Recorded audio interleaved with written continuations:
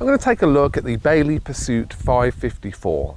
It's a 4-berth caravan that features the very fashionable and very flexible layout of twin fixed single beds and an end washroom.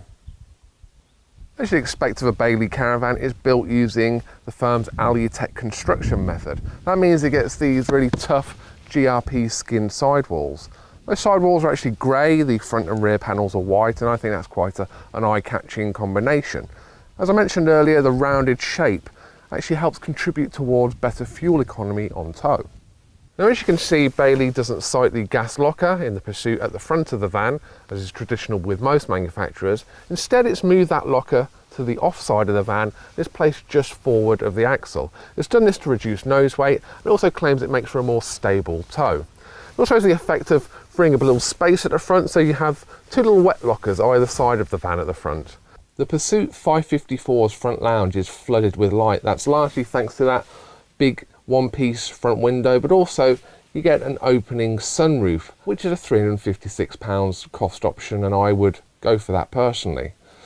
The upholstery is pretty attractive. You get the oatmeal seat squabs with a kind of copper coloured detailing to the curtains, the cushions, and picked out into the backrest.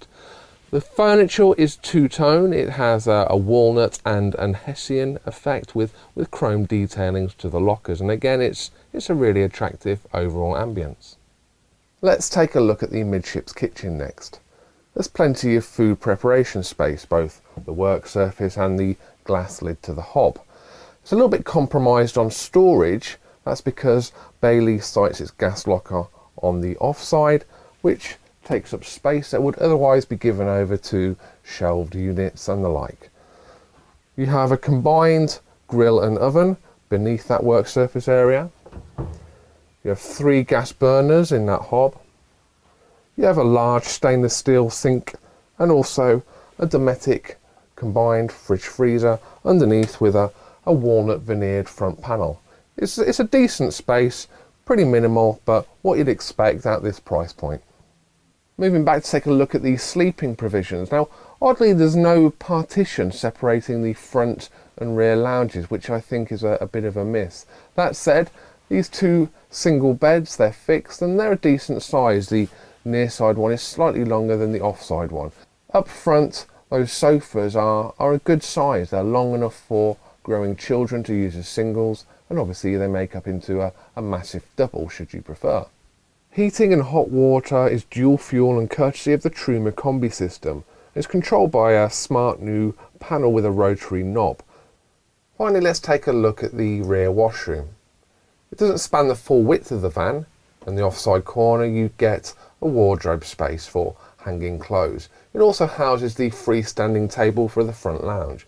The swivel head toilet is sited against the rear wall, which is rather unique. Bailey's build and construction method allows for you to access that Thetford holding tank from the rear of the van.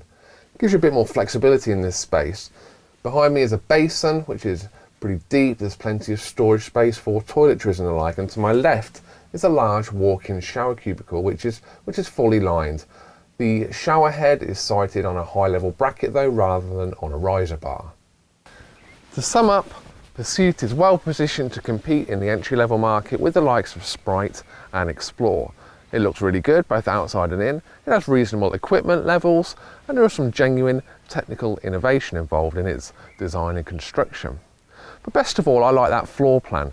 I like the twin single beds and end washroom, but up front those large sofas really make for comfort, both seated and dining, but also at night time.